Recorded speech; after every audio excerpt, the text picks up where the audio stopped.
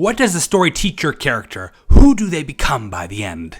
When analyzing a movie script, these are some of the best questions to ask yourself. It will give your direction. In Hook, check how Spielberg serves Peter's character arc with production design, camera moves, blocking, and more. Let's analyze Spielberg's directing choices. The first scene of the movie is already laced with creative choices to highlight and bring to the surface Peter's character fault. I always want to be a little boy and to have fun. We want to be little Peter. Sitting behind Peter is a background actor dad with a big camera showing he's enthused and involved with his kids, giving us an ideal to judge Peter against. Creating contrast reveals more. The dad's camera is a lightning rod for our attention. This is the reason the dolly starts as an unusual whole row back from the character of our story and starts off slow so we can register it as important.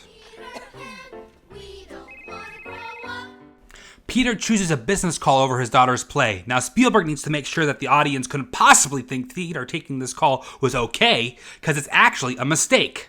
Right? It's the beginning of the story. We don't have context. Maybe it's a super important call. But without using any time, he used more as a glare to reinforce to the audience how they should read the situation, and his reaction does the same. Brad. Yeah, I'm at my daughter's play.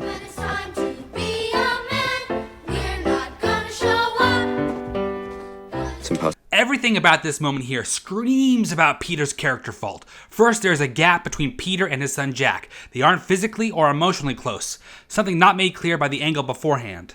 And to add insult to injury, that gap reveals someone, that same amazing dad, although he no longer holds a camera, just his loved son.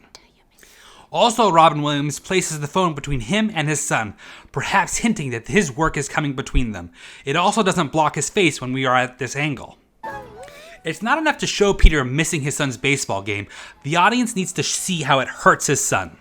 Why don't you take the video camera, go to the game ahead of me, film what I missed. The office guy takes Peter's space. He puts himself between Mom and Maggie, an unusual move for a stranger. He's wearing a red hat, making him stand out because the team is the Blue Jays. The red color grabs your eyes, so the fact that he doesn't belong here really jumps out at you. And he has a camera, an homage to the play. The look hints that his dad not being there is the reason for his strikeout. Spielberg will use a camera move and literal blocking to highlight Jack's pain.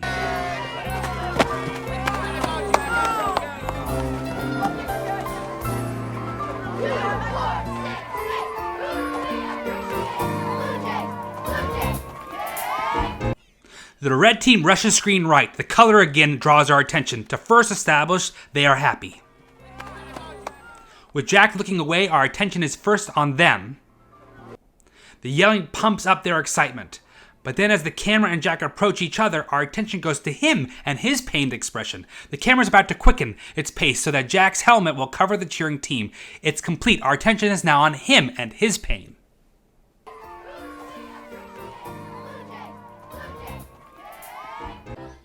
Notice how Spielberg has again set up an opposite to help the audience understand or feel something about the characters on screen. After they've flown to England to visit Wendy, now all of these slights from Peter have been building up onto top of each other, and this is the moment when we reach the climax of that mini dramatic arc. The camera pushes in for the rising tension. It's low, so it has to tilt up to keep him in frame, but really to show Jack's shadow. The shadow is brilliant. It's an homage to Peter Pan. It's big, getting bigger, but still has Jack far away from Peter, making Peter's yelling less justifiable. Bang! Bang! Will everybody just shut up? Peter's now the official bad guy in his family. Now that we've seen Peter make mistake after mistake, it helps to have his shortcomings articulated by a character in the movie. Any more broken promises, Peter? Interesting thing here, the camera move is hidden from the audience. It doesn't seem like it's the director adding meaning with the move because it's adjusting to keep more in the frame when she approaches, but it is. Spielberg sneaks it in. It brings the phone representing the office into frame. It's a familiar blocking with Peter looking away from the family towards his phone, and the phone being placed between the characters, possibly also to give her easy access to grab it later. I gotta fix this. No, you gotta fix your family first. The pause makes his choice to take the call over his family a loud choice. The camera push in here starts to say this is important for us right before she starts to tell him what he's doing wrong. Play with you. How long do you think that lasts? This is the moment of explanation. Soon Jack may not even want you to... When Spielberg runs out of room to push in, he goes off to the side to turn into her. It's not a run-of-the-mill push-in. So fast, Peter. It's a few years, and it's over. And camera stops, rests for the most important last point. And you are missing it. And the kidnapping kickstarts Peter's need to become Peter Pan, again in order to save his kids. Have to fight. Have to crow. Have to save Maggie. Have to save Jack. Okay, he's back.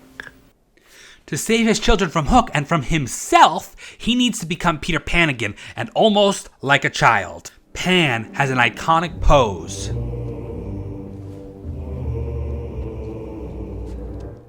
Peter takes it.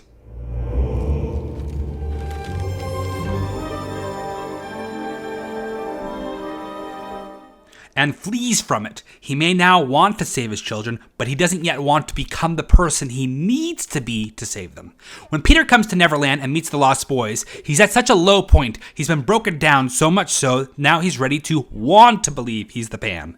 To show him at a low point, he's framed to be at the feet of Rufio in Pan pose.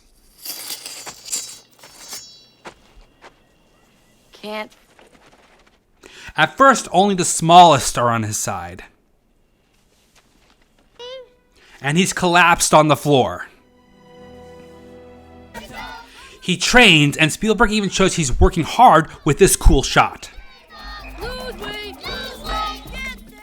A director might show someone is working hard with intense quick cutting, but Spielberg does the opposite of that. He takes 3 different moments in time and combines them in one shot. All 3 of these groups have Peter in it.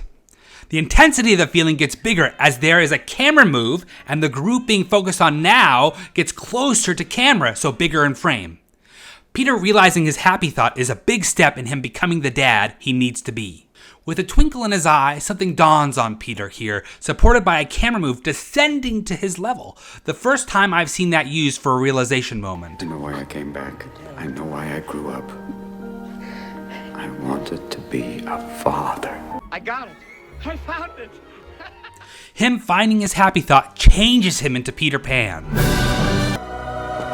Now he's the one standing tall with this same framing.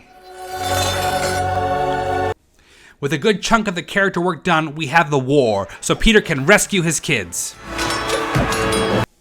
But Peter still must prove himself.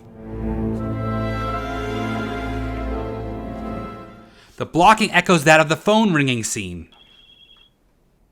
This time, he starts off looking at Hook, representing Neverland and his childhood, the new distractant replacing work. Jack is on the other side. Again, he pauses, adding depth to the choice, and this time he chooses his kids.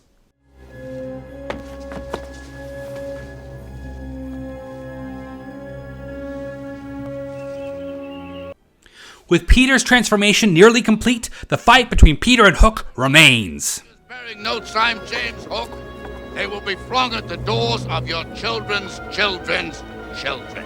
Do you hear me? But the last worry that Peter will forget who he has become is relieved with this last touch.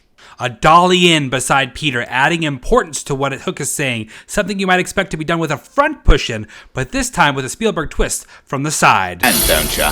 This is only a dream. When you wake up, you'll just be Peter Banning, a cold, selfish man who drinks too much, is obsessed with success, and runs and hides from his wife and children. Remember how fairies are brought back to life? Here, Peter gets the same treatment. I believe in you. I believe in you, Peter Pan. Thanks for watching, everyone. Subscribe to see how great directors make things happen and to start to think like one yourself. Till next time.